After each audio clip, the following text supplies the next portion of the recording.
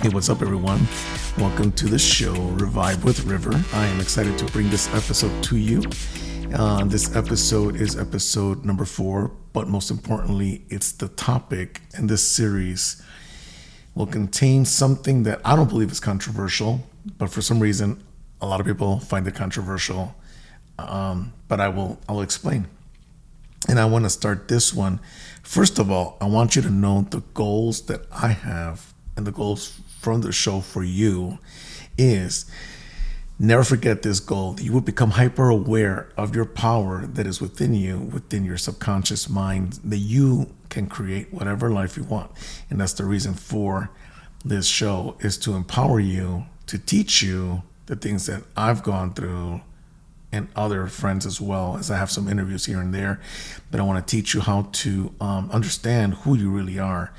And today I want to talk about this here, this verse, which is actually, being that I'm not even a Christian, okay, but I used to preach on the corners. You know, those guys in the corner with the bullhorn, with the signs, you know, saying get right or get left, you know, turn or burn. That was me. I was that guy in Chicago. I used to be all over the streets in Chicago with the bullhorn. I sometimes would plug in. I would take a speaker and plug it in and plug in a microphone. Either we play the guitar out there, try to pray for people, go knocking on doors. I used to do all those things, and I loved it back then. I now, for a while there, for a moment there, I was actually very upset about it. Because there's a lot of trauma that, unless you've been involved and deep into it, whether you were raised as a pastor's child or something, you might have been traumatized by the church and the belief system, because that gets ingrained into your subconscious very powerfully. And I know people that they break out and go back in, they break out and they go back in. And trauma that has happened to them through the church 20 years ago, they're still reliving it, and they post about it all the time. They're still traumatized by that. Again, we all have some kind of trauma as it is, but the religious trauma goes deep because you feel that that is who you are and how the only way you can function on earth, you know, and you're not living in the now, you're trying to live for the future, and it's never here. You know, when I get to heaven, blah, blah, blah. But Jesus, I want you to look at this verse, because this verse is very powerful. And then I kind of know it by heart. So I know that in John 10:30 through 35, Jesus says, the Father and I are one. And then the Pharisees try to stone him. And he says, for which of these good works do you wish to stone me? And he says, they reply with, for neither, because you, being a mere man, make yourself equal with God. And then he says in 34, is it not written in your laws? Now, the Pharisees were like basically teachers of the law, right? So he comes to them and says, is it not written in your law, you are gods? So if it's written in your law, you are gods, it says in verse 35, if he called them gods, it says scripture cannot be broken. In other words, nobody can tell you are not. Okay? So in today's modern language, it would have been more something like, you know, he's getting stoned and he's basically saying, hey, why are you stoning me? We're the same.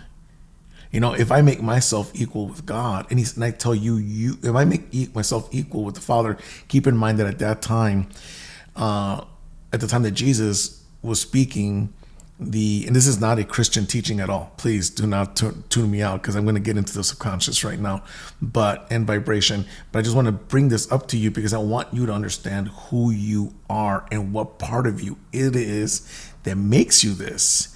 So when we were given power, the power that was given to us was to create, and we create through the subconscious mind. But the subconscious mind can only create by the programs that are put in the conscious mind. The conscious mind feeds the subconscious, and therefore that is your life experience. So Basically, he's saying to them in this verse, hey, why do you stone me? We're the same. And then, verse 35, if you call them gods, the scripture cannot be broken. Or some verses say, versions say, the scripture cannot be set aside. No one can ever tell you you are not. So I am here only to confirm and reinforce. And if nothing else, this is so important. No, you are not. And then also another thing I want to say, because a lot of people say, oh, well, it's gods with the little g. There's no such thing. A baby that's 1 year old is not a little h, and you are a capital H human because they're a baby. No, that's 100% human. So you are exactly, and the word God out of there is the word theos. And that is the same word that is given in John 1:1, where it says, in the beginning was the word, and the word was with God, and the word was God. Theos is a deity. It is a deity, a divine deity. You are divine. Okay, so very important to start with that in mind, because the show will always progress with this mindset that you are God's. You need to understand this. So important, because going forward, things that I say will always come back to that. I may not say this again, I may not repeat it, but it's something that I want you to understand and let it sink in. And it's hard to sink in, especially when you've been brought up as a child that, you are not worthy, that you're no good, that you were born a sinner, all this nonsense. There's no such thing. So I don't want to get into this any further. I'm going to stop right there. But yes, this is episode 4. And this is, we are gods. I've seen, and others have seen, how the universe responds to us. It responds to us as gods. It responds to us in these 3 ways. And I want to start with the first point that I want to bring up. And that is that you need to align your belief with your purpose. But if you don't know your purpose, then you cannot align your belief, right? Which is why I love hypnotherapy. I'm a certified hypnotherapist, and I love doing that work because there are many modalities by which you can find your purpose. But that's one of them, the one that I prefer for me, that I love, because I've seen people's lives transform. People that are very analytical, that are extremely educated, that are very successful, and they've told me, River, I'm telling you that this stuff works, and I don't lie about this stuff. I would never lie to anyone about it, and I would never recommend anyone to something they don't believe in. So they obviously believe in it, and I am honored. I consider it an honor to be able to be entrusted to help you rewire your subconscious. So take inspired action. The inspired action on your purpose will only come through meditation, and it's our superpower. No matter what, don't stop that ever. Just, if you forget, just do it. 10 minutes is all you need. You don't need an hour. If you want to do an hour, do an hour. If you want to do less than 10 minutes, do less than 10 minutes. The whole point is to just get to that place, where you just know you're aligned, And so we want to talk about this part number 1. And so our life's purpose, and obviously I put these up here so you can take some notes or screenshot it, and by all means, please share it with your friends. And so right here, our actions are aligned. When aligned with belief, it could be faulty, right? So you want it to be correct. And that happens through meditation. The point of meditation is to start removing the layers of the onion that were not what you started with, but what society and family put in our environment put on us. And so life really begins to happen for us when we respond, when we live in response to our purpose. Knowing our purpose is key, and this is so important because you start to sow into that, and then you will start seeing that come in your life. I have an example for you today that I want to share. I have a friend of mine named TJ, and when I was in prison, something very powerful happened that I think a lot of people would have a hard time believing could happen. And so I want to talk about that a little bit. So when I met him, he was a little bit, I saw him walking. He was a little bit aloof, but it was, to tell you more about the story, I saw him one day, this guy, TJ. Anyways, I remember he was walking with the Bible. And one day we started talking. We were in prison. This is a while ago. He asked me, well, how much time do you have? And I told him, and I asked him, what about his time? He said 108 months. So when they give you prison time, they give it to you in months, not in years. That's what they always say. So it's 9 years. So he goes, we were talking about that. And I remember he said, I can't, he goes, it's weird, it's 108 months. And in talking to him, I said, we kept talking, and I told him, I have a feeling that when you start doing your purpose, you're going to get out. And he looked at me and goes, you know what? I believe that, River. I believe that. It feels right. As we're talking, I go, what did you do for what's, he goes, oh, well, I was also an assistant pastor. And no judgment on my side, So I was like, okay. And I go, so why don't you teach people how to public speak in here? Public speaking is a good skill to learn. It's a skill that people it brings confidence. Most people are scared to do it. And so he said, you know what, that's a good idea. So I want to share this story with you because it's funny how it aligns, and you'll see. The next day, my job was to clean the warden's office, right? So I'm cleaning the warden's office. The secretary was very sweet. She would always have a little conversation with me, very encouraging lady. And she tells me, she's like, say, so how you look happy, what's going on? And I told her, I go, well, I think we're going to teach public speaking. She goes, who's we? And I told her, TJ and I. But really, TJ is the one leading it. He's the one that used to preach. So I told him, why not teach people how to public speak? It could be helpful and give them some kind of a sense of a confidence versus feeling so low in there, and there the vibration is extremely low. And so she was like, I think it's a great idea, River. I think it's a great idea. So I didn't think much of it. The next day, it was funny because there was a section of the building that had rooms. One room was like a library. It was an art room, a miscellaneous room, a computer room, and there was a room towards the end. There was a workout room too, like a kind of some stuff to do in a meeting room. But one of the rooms had it was just used. People would just walk in there and just talk. It was just nothing going on in that room. The next day, I see people putting up a flat screen TV at the angle of the wall, and I was like, wow, it's a flat screen TV going up. And they immediately, I'm talking about the next day, they brought in two gym lockers that was full of movies. Now the movies were family movies, stuff like that. And a sign was put up there. It said, this room is only for the public speaking group. And it is open from dinner to close. And so that was 3:30 till 9:30, 10 o'clock when they called everybody to go in.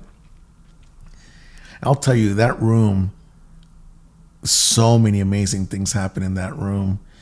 And it was a great place to be. And so a lot of people actually started coming, and that was our little sanctuary away from all the riffraff, all the fighting that was going and the argument going on out there. And everybody respected it. It was weird. We never once had to kick anybody out. If somebody was in there and they saw us come in, they just walked out. Nobody argued, and those that wanted to stay participated in learning public speaking. So it was a very good experience. So I want to say this, that Alan Chips talks about a concept of synchronicity. And it's very important because once you start living in that purpose, you start doing your purpose, synchronicities start to happen that align with your purpose, where it makes it easy for you. We didn't have to go through a struggle to get that room. We didn't have to convince anyone, submit a petition or nothing. It was quick, and it was perfect timing. And Alan Chips, who is a hypnotherapist himself, and I love what he said here. The universe orchestrates events when we are in tune with our true path. And even though we could be scared, that's the way the universe shows you that you're on the right path. is by all these events beginning to orchestrate themselves perfectly and aligning themselves, for ease, for your ease and comfort, to show you that your back is covered. So that's point number one. So yes, alignment with, align your beliefs with your purpose. And that brings me to the second point that I wanted to bring up with you. And that is that what you accept becomes your truth. No matter who tells you anything, I don't care who it is, you don't have to accept it. When TJ told me, you know what, River? I can't seem to wrap my head around 108 months. I just can't seem to wrap my head around it. That was him not accepting it. His subconscious, his spirit was like, I just can't even see it. Like, it doesn't even make sense how this is going to happen, how pigs fly. It doesn't even make sense. So him not accepting it was so important, because that's when he said, no, I don't want this. And I was brought into that arena to the universe used me to say to him, hey, as soon as you start doing your purpose, you're going to get out. And his response to that statement was the response that he needed to give. And he said, you know what, River, that feels right to me. Now, I didn't want to go this route, but I'll just say this. In the Bible, when Gabriel appears to Mary, well, first he appears to Zechariah in Mark 1. And I believe it's Mark 1 or Matthew 1. But he appears to Zechariah in the Holy of Holies, which is a metaphor for in meditation, by the way. But that's I'll teach on that later. But he tells him, you're going to have a son. And, he says, for not believing what I've said to you, I'll cause you to be mute till your child is born, which was John the Baptist. And Gabriel appears to Mary, and he tells Mary, you're going to have a child. And she says, how could this be? I've never been with a man, and like basically they were having by the way, an angel means a messenger. And so sometimes when we meditate, we get a message. Like in this case with her, she goes, well, I've never been with a man. But when she said, alas, be it unto me, that was her accepting that.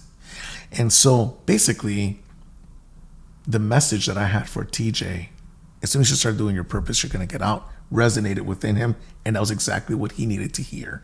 And that's when the universe started working and showing him, which it works quick. The next day, we got the little space. When I talked to the warden, the secretary, well, not the next day, the day after that, in 2 days, we had an office space to use. So that brings me to this part that I wanted to talk about, which is also that, what we accept becomes truth. The conscious mind is a gatekeeper. The conscious mind is everything you know, everything you've learned. That is the conscious mind. And that it's just like if any of you ever done sales and you make a phone call, secretary answers the phone. You could have the best product, and I've seen this happen so many times, where you have an ideal product or ideal software, ideal application for that business that is perfect for that business. And you could even offer it for $1. It doesn't even matter, because I know this is true. You could even offer it for $1. The secretary, we call the gatekeeper a lot of times in sales, right? She'll be like, how can I help you? Oh, can I speak with Mr. Smith, the owner? And, let me check if he's not in today, or he's in a meeting, right? Typical, same answer you get all the time. He's in a meeting, and what happens? She made a decision for the owner. He allowed her to make a decision because he's been burned by bad decisions from calls like this in the past. So now he's conditioned that in his subconscious, and he's basically has told the secretary, if anybody calls for offering me something, just tell them I'm busy or whatever. And that would have been a great opportunity for him, but she made a decision for him that could have benefited him. And it's the same with our subconscious. Somebody could come and tell you, you know what, you've been told your whole life, well, you know what, you're a loser. And somebody could come and say, you know what, I see a lot of potential in you. I want to help you. What do they want? You know what? No, I don't have time. I'll be busy. I can't show up. You allowed your subconscious, well, the gatekeeper, reconditioned you, and you're like, you know what, through past experiences, now I've told my conscious mind to reject the things that are beneficial to me. So I want to say that because it's so key, so important that you understand that your conscious mind is a gatekeeper. And if you're finding yourself rejecting something beneficial to you, you need to just become self-aware that, you know what, I'm hurting myself here. That's not what I want. Why do I keep saying no to what I do want? And then you start seeing the patterns. Anytime you spot a pattern, that shows you how you're vibrating. Very important, okay? So, decisive decisions are the ingredient for change. So I put that in there because it's important to understand that beliefs, I put there, belief is a two-way door. It could work against you. It'll work for you. Sometimes you wonder I got pulled over when I was driving. Why? I was driving perfectly. Your belief system, your belief is vibrating. Hey, I shouldn't be driving. Cop spots that vibration, pull that guy over or that girl over, and there you go. It's really our vibrations are not secret, by the way. They're not. We could say something, but vibration doesn't lie, you know? So I want you to understand the power of being decisive, because that is the ingredient that you need, you know, for change. And the third thing I wanted to bring up is that, and never get tired of this, okay? Gratitude equals a change in your vibration. When you say thank you, you just agreed to that future event that hasn't happened yet. Thank you that I am successful. By saying that, you just made that a change in your vibration. It's no different than if I give you a cell phone or something and you're like, and it's in your hand. There's no need for you to look for another one. It's already here, right? You already have it. You're like, oh, that's what I was waiting for. It's already here. I no longer need to look for it. That is the same thing that happens when you accept the change with gratitude. When you have gratitude, the change becomes cemented, and that is the way you accept your wanted reality. So now, getting back to TJ's story, his decision to do that was the ingredient for change, as I said earlier. So what happened was he had 108 months as in his sentence. Once we started doing the public speaking class, in a matter of, I think about a month, I'm going to say a month and a half to 2 months. I think a month and a half, because I remember the time. It was about a month and a half. He got a letter from his attorney that his sentence was reduced to 54 months, which is half the time. Excuse me. So he went from 9 years to 4.5 in only about a month and a half. I wish I had the dates back then. I wish I would have had the foresight to write the dates down and track everything, you know, because if I would have known, I would have been talking about this one day. But I want you to understand that even if you have a prison sentence, even if you have a medical diagnosis that is not favorable, you don't have to accept it. You know, you don't even have to accept somebody not liking you. You really don't. You have all the power within you to make even the law change its mind on what it decided for you. So he went from 108 months to 54. But wait, it gets better. What happened was, because he was so happy at this point, he was just like, man, I'm so happy. He was happy with that first step of that, you know. So brings me to this. The universe speaks gratitude. That is the final ingredient for something to manifest. Now, because we live in a linear world, linear time, we need to kind of let it happen. Just like when somebody's pregnant, now you just have to let it happen, right? Let the 9 months come for the baby to come. So gratitude cements our decisions. Okay, very important to understand this. It's even the Bible says, right? Pray, giving thanks, right? The universe speaks synchronicity, and you have to trust the process, because gratitude reinforces what you really want. And I put these notes up there because in this story, 54 months is not the end. He still was not He was grateful. I remember he was so thankful for that. And he's like, I just, I'm happy for this, man. I'm happy, but it's still not it. Like, I don't know. Well, one day, one of the guys, because what we did is we started giving people subjects to speak on. And they would start off speaking for 5 minutes, then we'd increase it to 10 minutes, then we'd increase it to 15 minutes. In this particular day, I remember there was a guy who was excited about the class, and he was excited to be giving 15-minute plus speech. And we were there to, judge it and give him pointers. So that day, I remember before we went to the room, the guards would always pass out the mail. And they would just call out the names of the people, and Smith, here's your mail. Garcia, here's your mail. Whatever. So that day, all the names were called. The mail was passed, and we went to the room.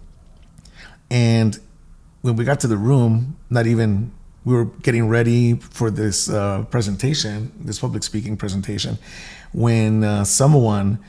They announced over the speakers, they said, you know what? They said, TJ, you have mail. Come get your mail. And I remember he was like, oh, I have mail. So he went to the front office to get his mail. He comes back, it's from his attorney. And he opened it in front of us. He was like, oh, let's see what it says. We're like, yeah, open it. And it said, your sentence. I don't remember the exact words. It was legal jargon, but it said, to paraphrase, your sentence has been reduced to 30. We've approved it to be reduced to 36 months.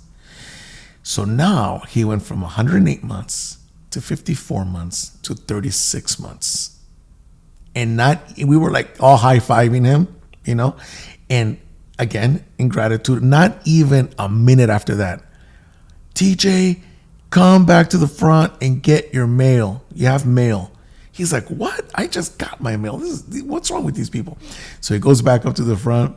We couldn't start the class because he was one of the main instructors. But anyways, on public speaking. So he goes and gets his mail, and he comes back. And when he comes back, we're like, dude, just open it, right? Open it in front of us. Let's see what this is. And he opens it, and it was from the prosecutor. And it said something to the tone of, like, disregard whatever your attorney said. Your sentence, the judge has agreed to reduce your sentence to 24 months. And with good time, he already had served at that moment like 6 months. He was going to be getting out in this time he actually was going to be getting out in 6 more months and going to a halfway house, which I think for 6 months, and then going to house arrest. I mean, think about what happened to this guy. He had 9 years, a 9-year sentence that he did not accept. Started doing his purpose, even in a place where you think you have no control over the legal system. And it's not that you're control over the legal system, it's just living your purpose. If you find yourself in a position where you are going to be in jail or something of that nature, you always have to ask, okay, what's my purpose? What's the purpose of me being there? Because all these steps, sometimes it's the universe's way of pumping the brakes on you living out of alignment. And it's like, hey, you know what? You have a bigger purpose than just partying or whatever. So I really want to encourage you all. I send this, if you know anybody who needs to hear this, who maybe is facing jail time or facing some legal problems or a bad diagnosis, please share this video with them. Comment, like, subscribe, share, and it helps me get into the algorithm and come out more. And I would appreciate all of you guys subscribing. It helps me out, but I want to keep giving you more content like this. There's a lot of things I need to share and get out, and this really makes me happy to do this. I want to finish, and I hate saying but I want to finish with this here. So in summary, as gods, this is how the universe responds to us, understanding our purpose. It understands when we accept or reject something. That's how the universe responds to us. We are the ones that accept to be in a negative situation or a positive situation. And finally, whatever it is that we do want to accept, make that decision definitively and decisively with gratitude. So with that being said, thank you for joining me. And as always, I'll see you again in the next episode. Thank you, everyone.